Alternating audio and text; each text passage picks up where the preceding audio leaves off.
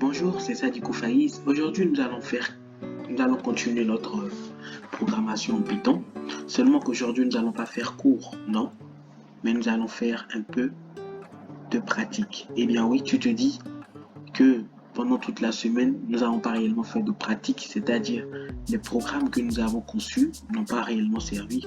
Alors aujourd'hui, nous allons faire un tout petit programme qui va nous servir.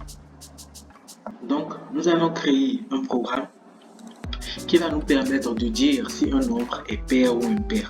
C'est-à-dire que si on montre un nombre, on va dire si c'est pair ou impair. C'est le programme. Alors, tout d'abord, un nombre pair est un nombre qui, divisé par 2, donne un reste égal à 0.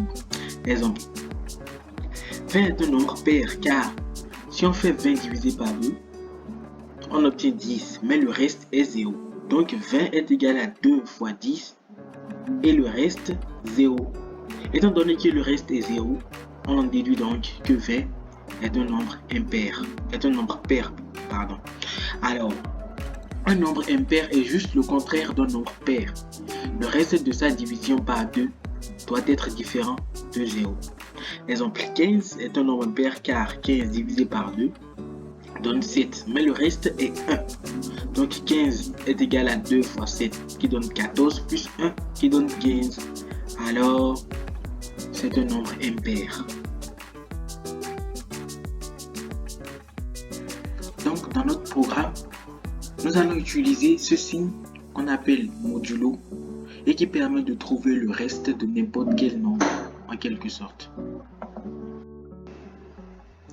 Tout d'abord, nous allons définir notre fonction qui sera en fait notre programme. Alors, pour faire ça, nous allons mettre def comme d'habitude qui veut dire définition et ensuite le nom de la fonction qui représente ici notre programme. Alors nous allons l'appeler parité. Alors je mets et les deux parenthèses, voilà. Ensuite nous allons afficher un message grâce à print qui va dire entrer un nombre. Nous allons créer une variable nb qui va contenir au fait le nombre que l'utilisateur aura entré. Voilà. Alors pour ceux qui ne savent pas ce qu'on appelle le rôle de int et des puts, allez regarder mes précédentes vidéos, vous allez comprendre.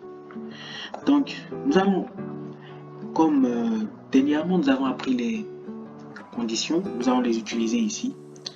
Alors nous allons utiliser la condition, nous allons faire une condition if si nb modulo 2 est égal à 0, alors affiche le nombre nb est pair.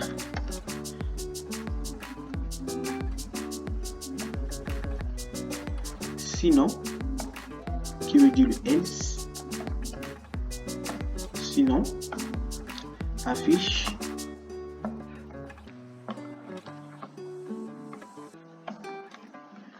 le nombre nb est impair. Voilà. Ensuite, nous allons exécuter notre programme en faisant appel à la fonction parité.